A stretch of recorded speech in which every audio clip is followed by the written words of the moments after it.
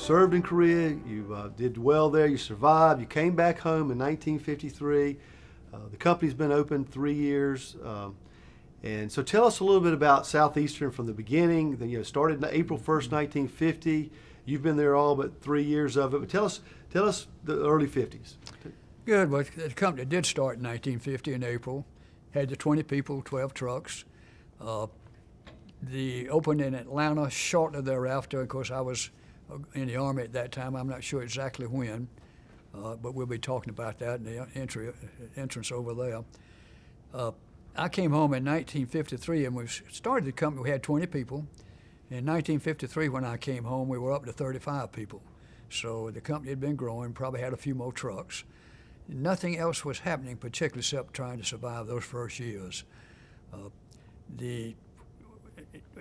We opened our first terminal after that in January of 1954. And I went over to Darlington to open that. We originally wanted to open that facility in Florence, but we could not find a facility there to put it in. There was no warehouses rented, none that we even could convert to a trucking. But we found an old tobacco warehouse in Darlington. And I say tobacco warehouse, it was used by a tobacco hauler. And he only used it in September to December when the tobacco crop came in. So it sat there empty from January to September. So we rented it. And it was an interesting old wooden building with a dirt yard. Had a dock for about 4 or 5 trailers.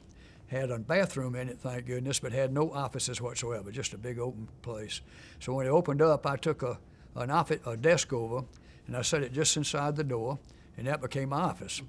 And those days, we didn't have money for me to stay in a motel, and probably just as well because Darlington didn't have a motel in 1953.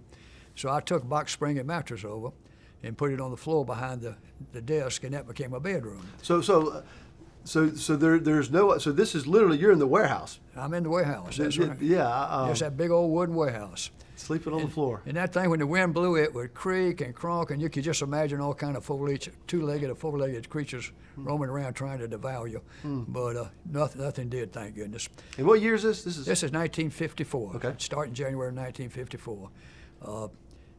So you're talking cold weather. It's cold weather. There's no heat in that building. None whatsoever. Wow. The only heat I had was my pistol. It was under my pillow, I guess. In those days, there were no driver's schools, and we had no doctor-driver training programs. No special licensing for truck drivers. If you wanted to be a truck driver, you just declared that you was a truck driver, and you became one. It's just as simple as that. Things went well, and I worked hard, and I was making sales calls, and I was successful. I doubled my operation over there. Now, you were driving, too. I was driving, too, every day. So you were the first driver. I was the first driver. Yeah, That's right. Right. I would do all the loading and unloading. All they did was drive. So I'd unload the trucks and get them set up to go out. So you're doing all the loading and unloading That's by right. yourself? By myself. No forklifts, no pallet jacks. I was young and strong and dumb, I guess. And then after they left every day, I would deliver Hartsville and Darlington and to some extent Florence freight. And I'd wind up picking up at a big company over at Hartsville called Sunoco. And then I'd go back in the terminal, wait for them to come in, check them in, and get that freight switched and ready to go out. Tell us about the first Atlanta terminal. Oh, the first Atlanta terminal, yes. It's hard to realize how small and how few resources we had in those days.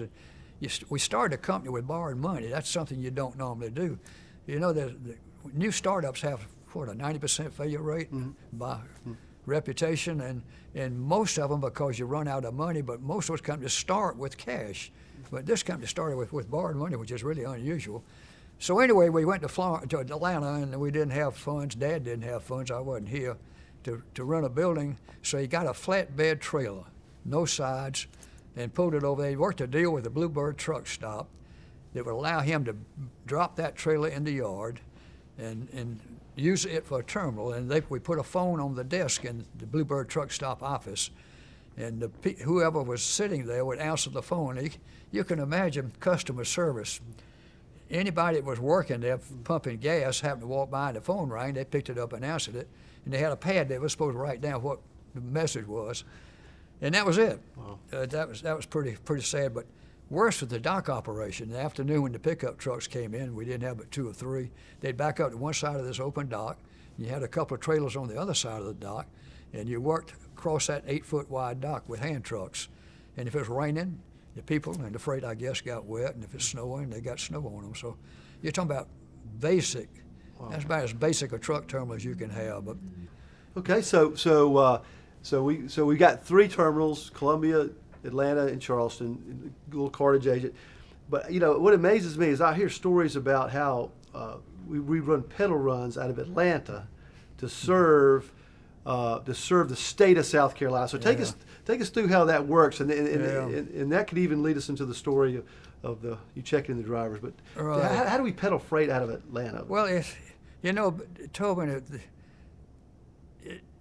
as I tell the story of Southeastern, I'm often telling my story because we don't have any records of any kind. We don't have any pictures. We don't have any minutes being taken. We don't have any eagle-eye news. And in telling the stories of what I did, I'm just trying to tell the story of what everybody did. And the miracle of this company is the people that were here and what they did do. Drivers, administrative people, managers, everybody else worked hours, unbelievable hours. And their loyalty and their commitment was what made this company what it is. But which was our whole operation for the first 20 years, I guess, almost, was coming out of Atlanta into South Carolina with LTL freight. That was 90% of what we did, and we had a lot of it. So what we started doing, rather than run that freight from Atlanta to Columbia as we do now and break it in Atlanta, Greenville, we would just load a pedal run out of Atlanta, load the trailer slap full, going to South Carolina points, give the driver a stack of bills, and say, go get it, go deliver them, and it might take 2 or 3 days, and when you get empty, call us, and we'll tell you what to do. And that's what those drivers did, and they go out there and just deliver freight all day long. Where they sleep? Yeah, we didn't have money for motels, and they accepted that. So they slept in those trucks, no sleepers, and many of them cut a piece of plywood about so big, and they put it between the 2 front seats so you could sort of half stretch out across there and sleep. And that's what they did at night.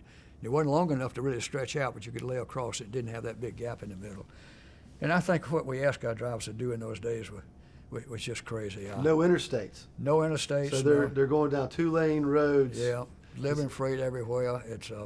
It's just amazing. It's really hard to describe how bad the 50s were. And that whole decade really was just a matter of survival. It really was. We had a hard time meeting. We kept payroll every Friday. We paid our drivers every Friday. We had to pay for our fuel and other things, but we weren't collecting our money that fast. So we were just struggling with cash, struggling to stay in business all that time, growing slowly, but still had cash problems. And it got so bad at one time. One of my first jobs when I came back out of the Army, before I went over to Darlington, is every Thursday I drove to Savannah, Georgia, about 150 miles from Columbia. If we had a load down there, I'd drive a truck down, pull the load back. If we didn't, I'd drive the car. But the real reason I went down there is we had a customer down there, a roofing company, that my dad had established a relationship with, and the man had a lot of trust and faith in Dad and wanted badly to see us succeed, just got a personal interest in us. And he did something I've never known another customer to do. But every Thursday he would give us a check for all the loads we handled that week, just really abnormal. And I would bring it back to Columbia, and our bookkeeper would take it to the bank, and they did something they don't normally do. They cashed it that moment. We walked in the bank on Friday morning. Normally they want to run it through the clearinghouse and get their money, but they give us cash. We take that cash back to the office, and often it would take that cash plus what else we had to meet the payroll that day. Wow. So that's why it was so important and so much help to that guy that he gave us doing that. And we were so blessed, not only our own people, but customers out there trying to help us too. But it was difficult times in the 50s. That's why you'd hear me talking about sleeping on the floor in buildings. We literally could not afford motel rooms. It was really difficult.